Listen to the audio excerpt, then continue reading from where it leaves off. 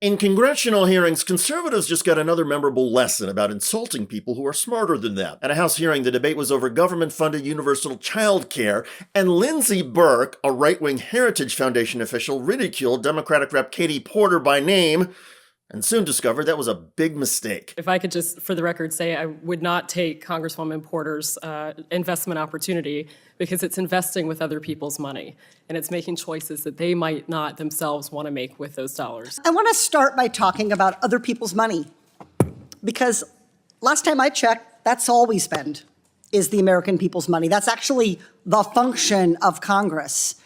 And there are no dollars that we spend that do not come from the American people. So the argument that we shouldn't do something because it's spending other people's money would simply suggest that we don't spend any money at all, including zeroing out the defense budget. Is that in fact what you were suggesting, Dr. Burke, that we zero out the defense budget so that we don't spend other people's money? No, but it is the case that I'm reclaiming my time. You are spending other people's money. Always. And that those choices need to reflect what most Americans want. Okay. Most Americans do not Reclaiming want my time, Mr. government-funded Chair. universal child Reclaiming my time. Most Americans do not want government-funded universal child care, said Burke. Well, that's actually not true. Most Republicans may oppose it, but most Democrats support it. And a majority of Americans, according to polls, support universal child care when they are told the costs and benefits of such funding. All the data shows that for every dollar invested in child care, $4 is returned in future economic savings and benefits. As Katie Porter noted with the help of a witness, the math is a no-brainer. So we're losing right now $122 billion. $122 billion that we could have in our economy, and yet what we hear around here all the time is that we don't have money to do things. So Congress has had years to invest in universal child care. Every dollar we put in would have generated, estimates show, about $4 for our economy, yet we still don't have it. Why? Ms. Potato, why don't we have this? Well, we need to build the political and public will. The voters are there. Okay, so the problem must be then the will of the people here, because Yeah. voters support this. So let's talk about who's here. How would you describe the gender balance and average age of Congress? It skews older, male, and whiter. That's correct. So only about 28% of members of Congress are women. The median age in the Senate is 65, and the median age in the House is 58. So lots, on average, lots of older people, lots of older men, lots of men. In other words, Congress is comprised of lawmakers who will not benefit from early childhood help and care.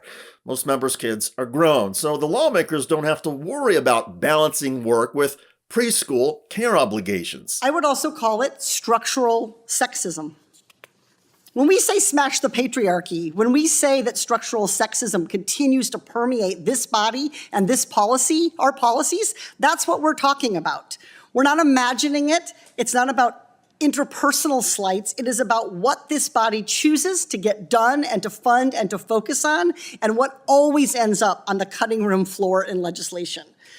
Structural sexism is an age-old story. It's not going to go away by itself. It's going to go away because we make it go away. When we stop undervaluing the work of Black and brown women, or the majority of childcare workers, when we start recognizing that women can and must contribute to our economy if we're going to have a globally competitive economy. President Biden has proposed spending $400 billion for universal preschool care financed by taxes on the wealthiest Americans and corporations. Experts say such a program would boost economic productivity by $1.5 trillion. But never mind the math, Porter noted there is a moral part to this investment as well. Because when Republicans argue that some parents choose to stay home to take care of their kids, Porter explained that is not an option for single parents. Senator Vance's hypothetical says that one parent might prefer to stay home. That's probably true. There's a lot of statistics that show that parents, men and women, have different preferences at different points in time. But what about the 10 million single moms? Where do they fit? Dr. Burke, where did you put your children in childcare?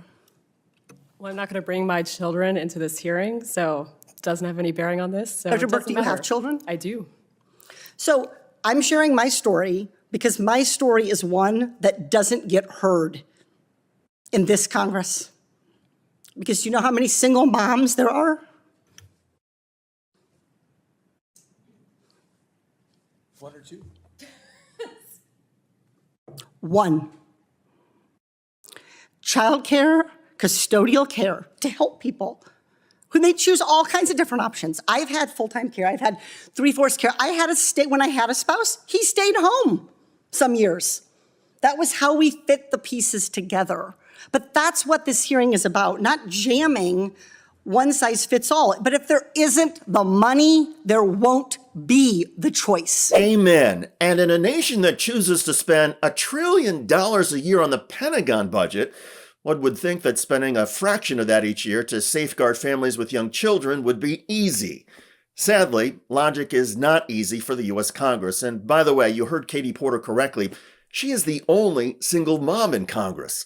She knows full well the challenges and benefits of early child care help and assistance, and we should all be grateful that Katie Porter, Democrat from California, is speaking out. By the way, an Indiana police officer recently slammed to the ground a peaceful teenage girl. The officer told her dad he was assisting her to get out of her car. In South Whitley, Indiana, near Fort Wayne,